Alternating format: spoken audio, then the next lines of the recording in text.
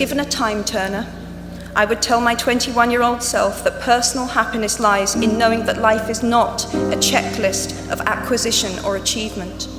Your qualifications, your CV, are not your life, though you will meet many people of my age and older who confuse the two. And the humility to know that will enable you to survive its vicissitudes. You might never fail on the scale I did, but some failure in life is inevitable. It is impossible to live without failing at something, unless you live so cautiously that you might as well not have lived at all, in which case you fail by default. We all have to decide for ourselves what constitutes failure, but the world is quite eager to give you a set of criteria if you let it. One of the many things I learned at the end of that classics corridor down which I ventured at the age of 18 in search of something I could not then define was this, written by the Greek author Plutarch.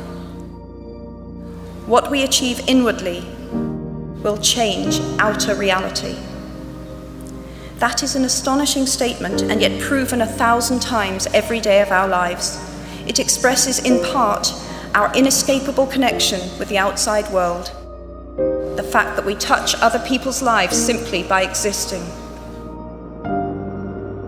But how much more are you likely to touch other people's lives? Your intelligence, your capacity for hard work, the education you have earned and received give you unique status and unique responsibilities. If you choose to use your status and influence to raise your voice on behalf of those who have no voice, if you choose to identify not only with the powerful but with the powerless, if you retain the ability to imagine yourself into the lives of those who do not have your advantages, then it will not only be your proud families who celebrate your existence, but thousands and millions of people whose reality you have helped change. We do not need magic to transform our world. We carry all the power we need inside ourselves already. We have the power to imagine better.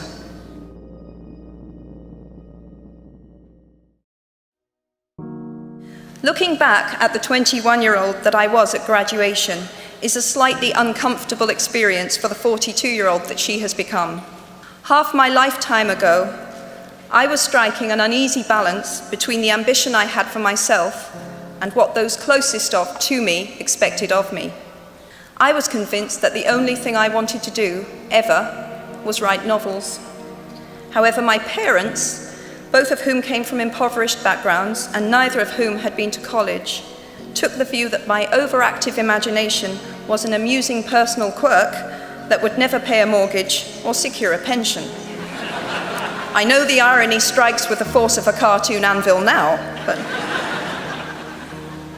So they hoped that I would take a vocational degree. I wanted to study English literature. A compromise was reached that in retrospect satisfied nobody, and I went up to study modern languages. Hardly had my parents' car rounded the corner at the end of the road than I ditched German and scuttled off down the classics corridor. I cannot remember telling my parents that I was studying classics. They might well have found out for the first time on graduation day. Of all the subjects on this planet, I think they would have been hard put to name one less useful than Greek mythology when it came to securing the keys to an executive bathroom. Now, I would like to make it clear in parenthesis that I do not blame my parents for their point of view. There is an expiry date on blaming your parents for steering you in the wrong direction. So why do I talk about the benefits of failure? Simply because failure meant a stripping away of the inessential. I stopped pretending to myself that I was anything other than what I was, and began to direct all my energy into finishing the only work that mattered to me. Had I really succeeded at anything else, I might never have found the determination to succeed in the one arena where I believed I truly belonged. I was set free because my greatest fear had been realized, and I was still alive, and I still had a daughter whom I adored, and I had an old typewriter and a big idea. And so rock bottom became the solid foundation on which I rebuilt my life. Failure gave me an inner security that I had never attained by passing examinations. Failure taught me things about myself that I could have learned no other way. I discovered that I had a strong will and more discipline than I had suspected. I also found out that I had friends whose value was truly above the price of rubies. The knowledge that you have emerged wiser and stronger from setbacks means that you are, ever after, secure in your ability to survive. You will never truly know yourself or the strength of your relationships until both have been tested by adversity.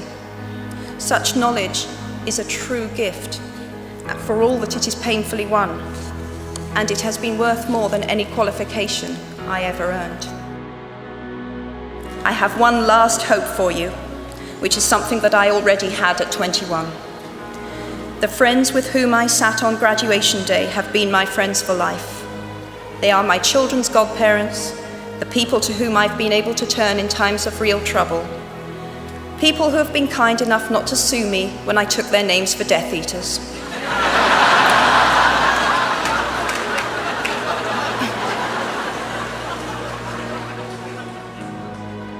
At our graduation, we were bound by enormous affection, by our shared experience of a time that could never come again, and of course, by the knowledge that we held certain photographic evidence that would be exceptionally valuable if any of us ran for Prime Minister. So today, I wish you nothing better than similar friendships.